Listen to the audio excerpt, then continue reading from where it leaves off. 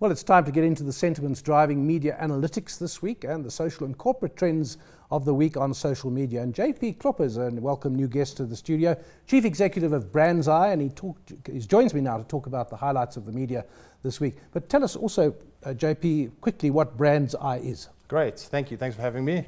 We're a technology business, and we provide our clients and analysts with software which allows them to track media across print, radio, but predominantly social, which is what we're talking about tonight. And that's the one that's difficult to track because it's all over. That's right. So, and you've got something called the mood index. We do, yeah. So one of the things which we do, which is quite unique, is we blend crowdsourcing and machine learning to be able to figure out what's driving sentiment on social media.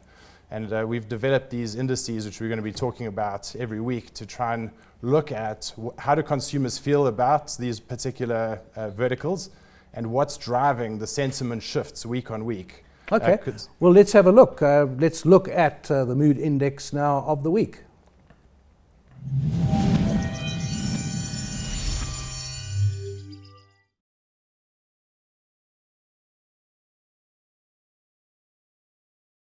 The insurance sector, and what we see there is the volume. And if we go back to looking how the sentiment shifts over time, we can see as the sentiment moves, we can actually drill into it to go and look at what's driving that sentiment to be able to figure out like what are brands doing well and what are brands doing poorly.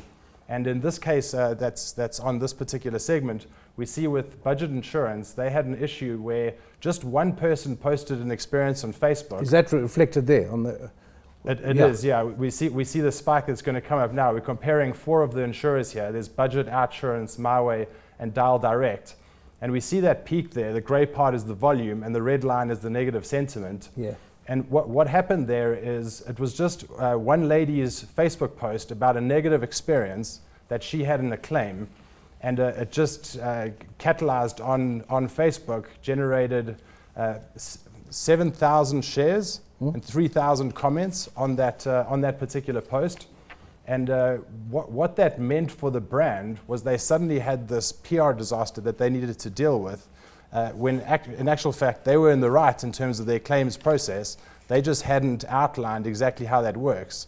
So it happens often now, particularly in these sort of high-touch service industries, where a customer has an experience and they don't necessarily understand the terms and conditions. But the power of social media is so vast that they can put this experience out there, gather a whole lot of support for their case.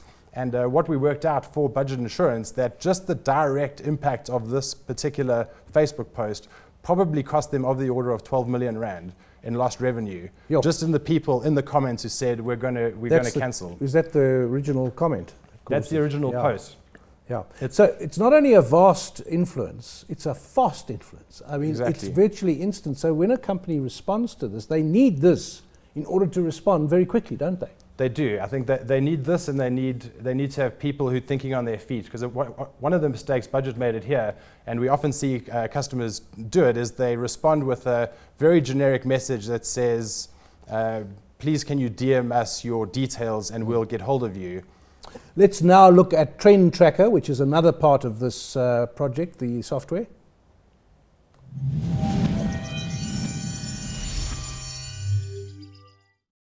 Trend Tracker, here we're looking at just the weekly trends. And one of the trends we saw emerge this week, which is quite interesting, was comparing Game of Thrones to Agazi. Now, Game of Thrones over the past, it's actually more than a week, generated only 922 mentions. Whereas Agazi, if you look there, it's over 10,000 mentions that have come through on about that show. And while the number of white people is double on Agazi, the number of black people who commenting on that show is more than 10 times the number of Game of Thrones. So we found that really interesting, that just in these trends this week, that they're the kind of global influences like Game of Thrones, but actually what is resonating with South Africans is local content, which was really great to see. We still have the old racial divisions. So how much longer are we going to have these? Well, that's a good question. I think as long as it gives us handles to have relevant conversations to try and move the narrative forward, I think that's one of the things we've really tried to stretch ourselves in, is to provide just solid facts and data about who's speaking about what, so that we can objectively look at an issue to be able to figure out what's going on. So what kind of traction has this got now? What's your reach with this technology? Well, we've got crowds through Africa, throughout Europe, in the Middle East, Turkey, Russia, so we can process data in any language really around the world. And the beautiful thing about social media is it is global in its very sort of concept. We have to ask about the downgrades being in the topic of discussion this evening. So how would you enable people to react to that kind of topic? So the downgrades was interesting. I was actually disappointed at how low the conversation was. It only started trending at about 5 to 6 this evening. And we see this was a tweet which somebody put out, which was quite interesting, just showing over the past 20 years just what the downgrade status has moved by through the different presidencies.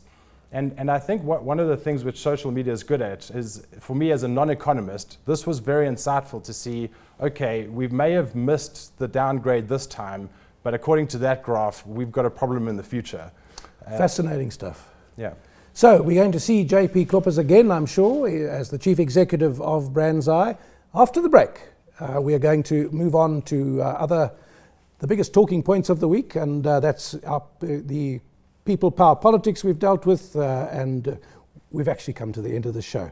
So, end of business this week. JP Kloppers is the end of it. We thought we might have something else, but there's no time. So thanks for joining us, and see you again on Monday on Business Tonight.